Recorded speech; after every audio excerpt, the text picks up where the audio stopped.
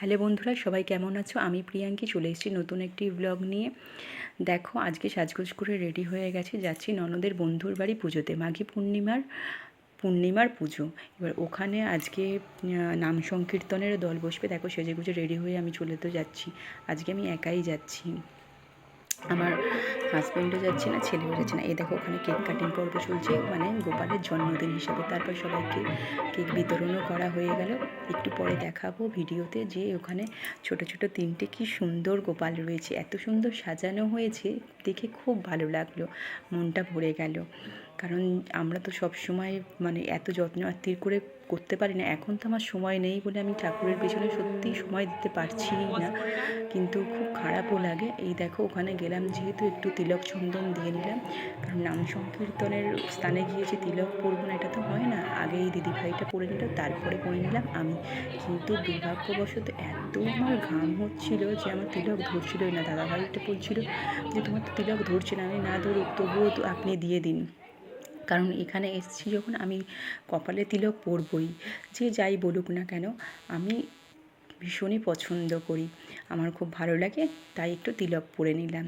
তারপরে চলে গেলাম যেখানটায় পুজো হয়েছিল। সকালবেলায় তো পুজোটা হয়ে গিয়েছিল, তারপরে বিকেলবেলা নাম সংকীর্তনের দল বসেছিল। দেখো, এই বোনটা ওখানে পালা গান গাইবে। এই জায়গাটায় হয়েছিল পুজো। এখান থেকে গোপালগুলোকে তুলে ওপরে নিয়ে যাচ্ছে। দেখতে পাচ্ছ 3টে গোপাল ওখানে সুন্দর করে সাজানো রয়েছে।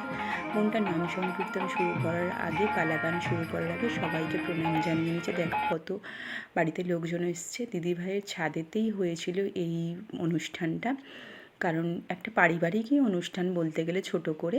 কিন্তু আমরা যেহেতু ওনার খুব ঘনিষ্ঠ, তাই আমাদেরকেও নিমন্ত্রণ করেছিলেন। আর আমাকে কেউ যখন ভালোবেসে কাছে ডাকে, আমি সেটাকে কখনোই অগ্রাহ্য করি না।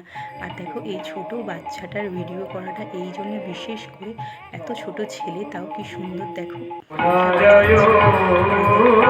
মধ্যে এক ঘেমে নিয়ে একাকার হয়েছে, কিন্তু তবুও আমি দাঁড়িয়ে রয়েছি, কারণ আমার বোনটার গানটা শুনতে খুব ভালো লাগছে।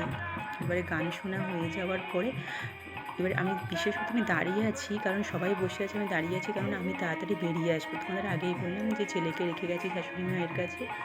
সবটাই যেহেতু সংসারী একজন মানুষ, সব থেকে আমাদের মায়ায় জড়িয়ে আছি। আমাদের এদিকে গেলেও অসুবিধা, সামনে গেলেও অসুবিধা, পিছনে ফিরে তাকালেও অসুবিধা। তাই সব কিছু নিয়েই চলতে হবে, সব জায়গায় উপস্থিত থাকতে হবে, সবার ভালোবাসা গ্রহণ করতে হবে, সবাইকে ভালোবাসা দিতেও হবে, কারণ ভালোবাসা ছাড়া দুনিয়া অচল।